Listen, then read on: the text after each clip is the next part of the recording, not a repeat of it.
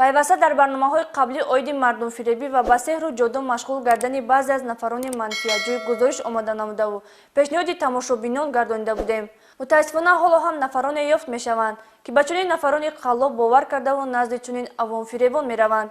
дар натиҷаи мушоҳида ва маълумотҳои оперативии кормандони раёсати огоҳонӣ ва пешгирӣ дар байни ноболиғон ва ҷавонони вазорати корҳои дохилӣ чеҳраи боз як нафар ҷодугар ошкор гардид.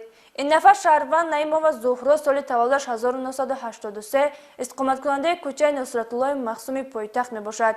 мавриди қайд аст ки ӯ новобаста аз он ки дорои ягон маълумоти тиббӣ, динӣ ва ҳатто ҷамъиятӣ нест, ба хондани дуоҳои ғалат ва навиштани тумору таштоб машғул буда, бо ин васила аз корафтадагон ё ба истилоҳ мизоҷони худ маблағи калоне мешисонад.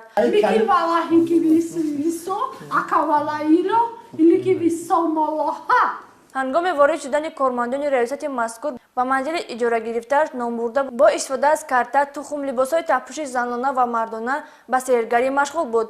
айни ҳол оиди ин қазия корҳои тафтишотӣ идома дорад.